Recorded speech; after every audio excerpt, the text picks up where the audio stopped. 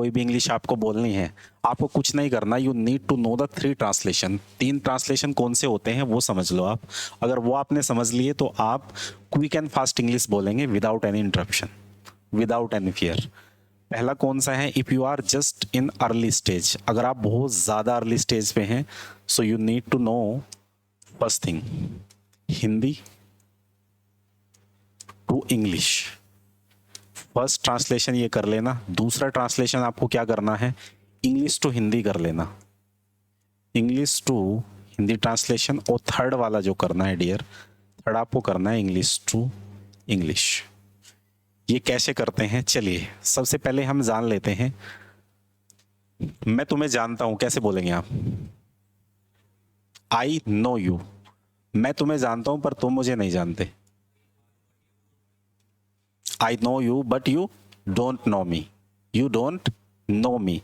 पहले सोचो फिर बोलो, फिर बोलो। पहले सोचो, think before you speak, think before you speak. पहले सोचो फिर बोलो, है ना? ओके, सोचो और बोलो।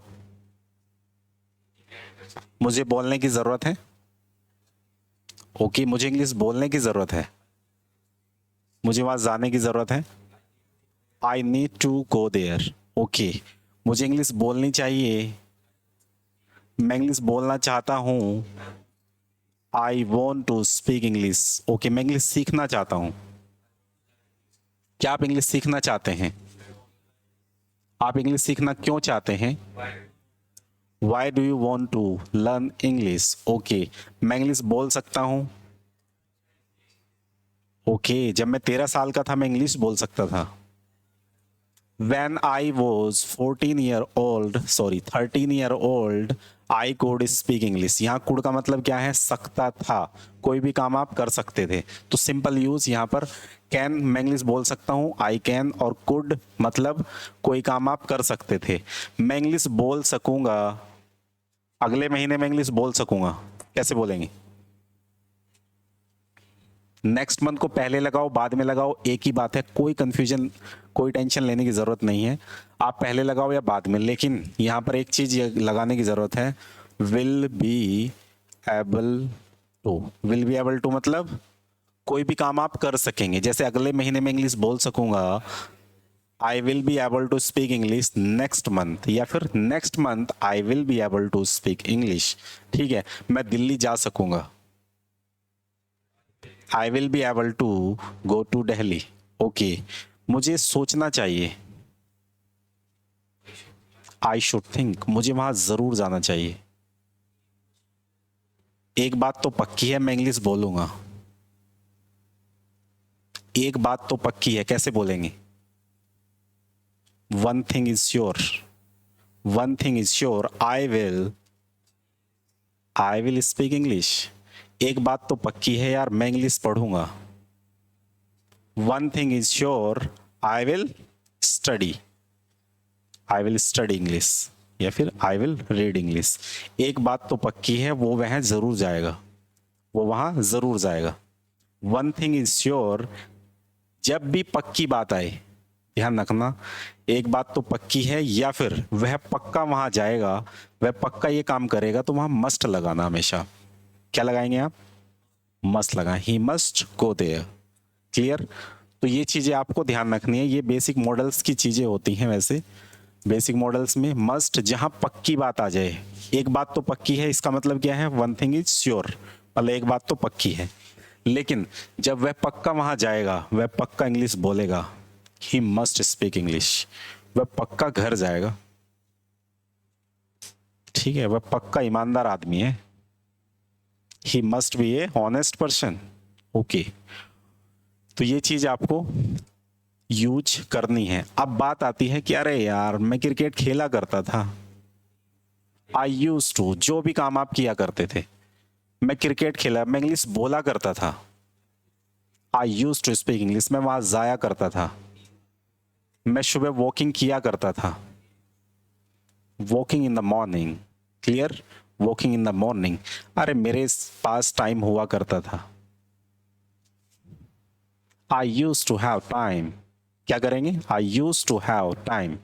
तो जहां भी आप यूज टू लगाएंगे इसका मतलब ये है कि आप पुरानी कोई भी हैबिट जो है वो किया करते थे, अब नहीं करते। अरे वो पहले भाई साहब स्मोकिंग करता था, वो स्मोकिंग किया करता था पहले।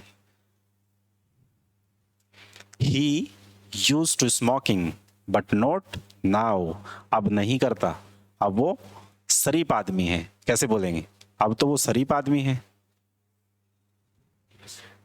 Innocent person, now he is innocent person. कैसे बोलेंगे, he use to smoking but not now, now he is very honest person. या फिर इनोसेंट पर्सन, इनोसेंट मतलब शरीफ होता है, या आप कह सकते हैं कि जैसे कोई सीधा आदमी, सीधे आदमी को भी इनोसेंट पर्सन ही बोलते हैं, है ना, तो वो भी।